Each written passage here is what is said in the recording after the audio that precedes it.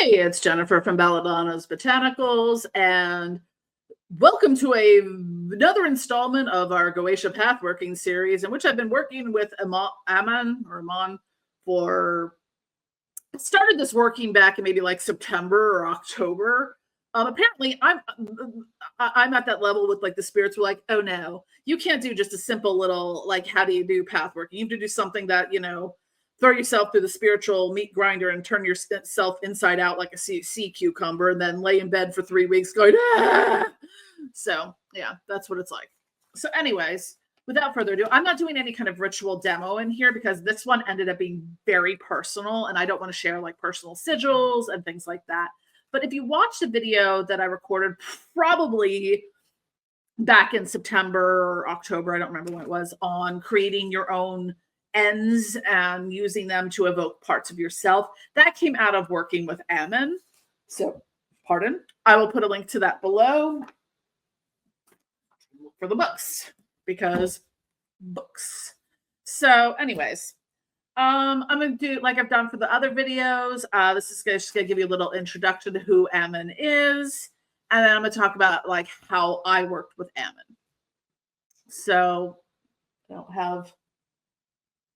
have his seal is in, it's also in my bedroom apparently, because I'm so well prepared. But I will show you the seal because I happen to have so this is the seal for Aamon.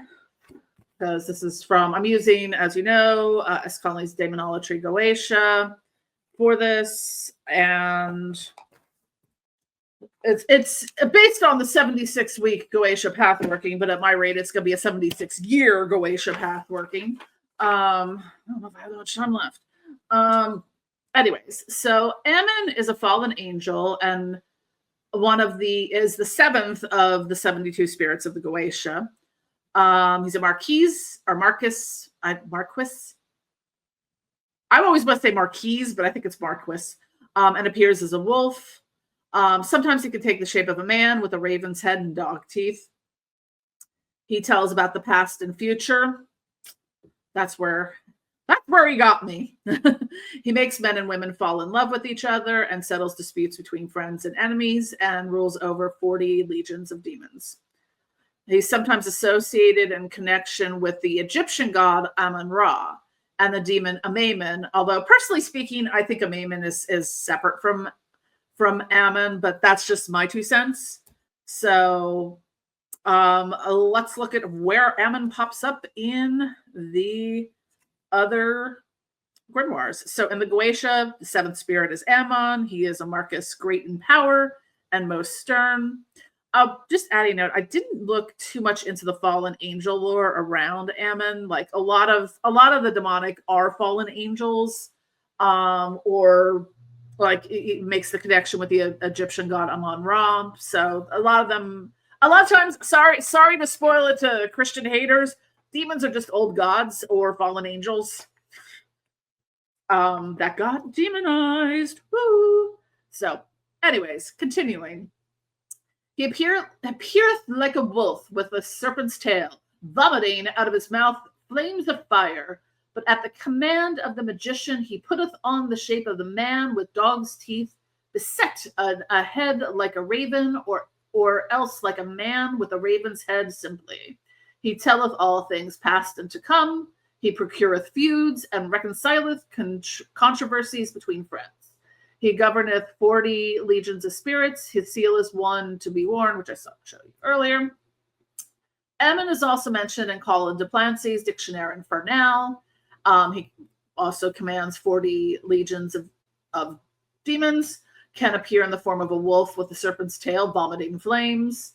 In human form, he has the head of an owl and a beak, and shows canine teeth. He was now in the Dictionary for now, he was the supreme deity of the Egyptians who had blue skin in human form. Aamon can tell of past and future and reconcile the differences between friends. So that might be where that Egypt connection kind of comes in there. From the Pseudo-Monarcha Daemonum from Johann Wehr.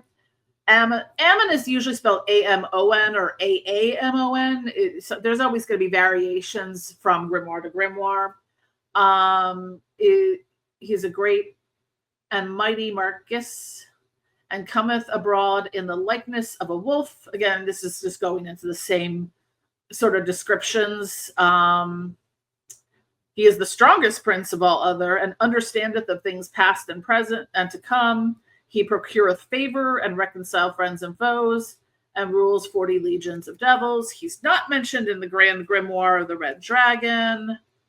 And in S. Conley's Demonolatry Goetia, so Marcus, his color is violet, incense jasmine, metal silver, planet moon, element water. His enn is Avaj, Shakure, Aamon, Nenon, and the dates are May 21st to 31st.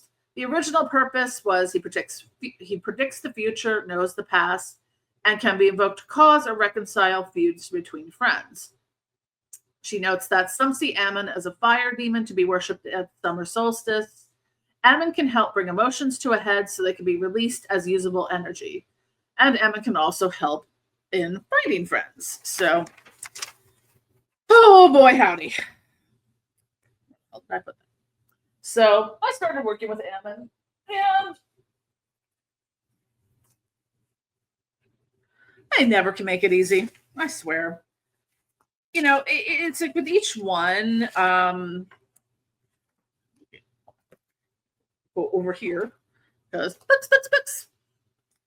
So in the 76 week Goetia, it talks about the purpose. So, and each one is set up like you meditate with them, you do a free write, dream work, and you do an invocation, evocation, and create a spell or ritual. So, some of it, she gives suggestions on, things you can meditate on or what areas you want to work with. And for whatever reason, Aamon wants. So just to give the background TLDR of why and where I started working with Aamon on what I did. I have complex PTSD. And between that and some of the neurodivergent stuff, I have significant memory loss in some areas of my life. Like I'll be like, I know this is a thing that happened. I have absolutely no recollection of it. I often describe my memories sometimes as they're either completely eidetic down to, oh, this song was playing, you were wearing this outfit, you said this, and this, or like blink your eyes at whatever's on the TV. That's all you know of what you're watching. So I get like a little flash of something and that's it. I'm trying to reconnect a lot of my memories. The most significant area where it hit it was in like the 1990s, because that's where a lot of the big T trauma happened between like 92 and 97. So that's where I'm missing. And it took stuff out from about 1990 up to about 98, 99, I would say. I'm missing huge chunks of that. And the chunks of that, a lot of what I'm missing and what I found when I was reconstructing things for the Occult Origin Stories playlist series that I did, which I'll put a link down below as well, is like, I didn't realize a lot of these spirits had been coming to me since then. Like, I didn't know I worked with the Egyptian pantheon. I was like, I didn't know I knew who the Morgan was. I didn't know Lucifer, Abaddon, and Lilith have been coming to me since I was in high school, and then just other more interpersonal memories of people I know and friends with and reconnected with and all of that. I'm trying to fill in the blanks and get those memories back. Boy, howdy, that has been, I'm still not all the way there. I get little bits and pieces of things every now and then, but I got a big chunk in the first. I still probably have about 3 more workings to do with Aamon on this, and it's probably going to start. Some of it's starting to overlap into working with Sorath. So, what I did was for each of these versions of me. So I broke it out into 4 separate versions. So we have the, say 1990, the pre-1991 version. So what I did for each of these is I channeled a sigil. And I created a personal enn, like the way we use enns for like Lucifer, like Renish, Ta'asa, Uberica, Biasa, Ikar, Lucifer, that kind of thing. I created those for myself, for those versions of myself, to invoke that version of me. So what I did have done with that ritual, I have other scrying mirrors, but like I use like a scrying mirror. I have a whole slew of like old pictures from me back then. Like, hold on. What not cute? That's my natural hair color. And I love the fact that I wrote on the back of this picture, who is this person? I'm like, it's me. And I actually still own those leggings. But yeah, so I have like different pictures of me through those time periods where most of the missing memories are. So I'm like connecting through the images with the sigil, with the ends to invoke parts of myself. So it's like I'm working with Aamon, but I'm really kind of working with myself, like higher self and all of that. So like I said, I have the force. I don't want to share, I don't want to, like I said, with some of this, it's very personal. I don't want to share the sigils and ends for my personal self because that's like kind of giving you keys to my house and be like, hey, come rob me anytime. So that's intense. It was very intense. Like I spent about 3 weeks just triggered. Once I started, I got like I would say, I got a chunk of like 1990 and 91. Like I've been able to piece things in a little bit more. I'm like, oh, wait, okay. So this is, how this fits together. Cause no, I mean, it's a mystery to me. Let me see if I wrote any other notes down because also along with the workbook and the Goetia thing is that we have the workbook.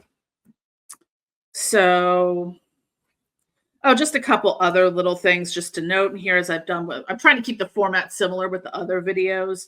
So the stones I associate with Aamon are amethyst, herbs or incense or oil, jasmine, violet, chamomile, fennel, lavender, copal, and dragon's blood. And really what this was is like trying to move through the trauma and the emotional blockages because it's like I know these things, I feel them, I know them in my soul, I know they're there, I just can't access them. So it's kind of reconnecting those links. So that's mostly what I did. I mean, this is just going to be ongoing until those.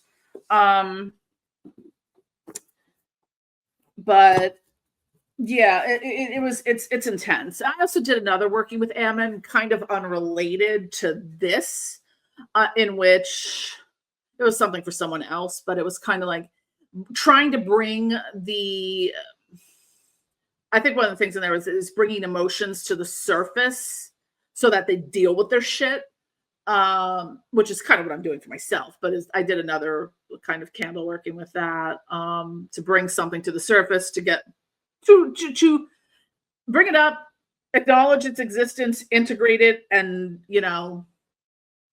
work out the resolutions. So I liked working with Aamon. I think this is probably going to be an ongoing thing right now.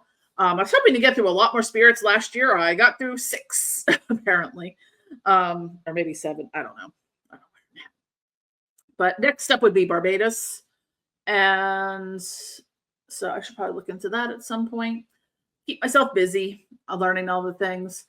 This one it involved a series of rituals, a lot of like meditation, a lot of ascension work, and it's just ongoing. It's like trying to like find where I put all the memories because some of them are attached to like songs or movies. Like the thing that triggered me into the 3-week like PTSD mode was it was the theme music from Twin Peaks. There's something it's frustrating to be like there's something there's something attached to this, a feeling, an emotion, an event, something.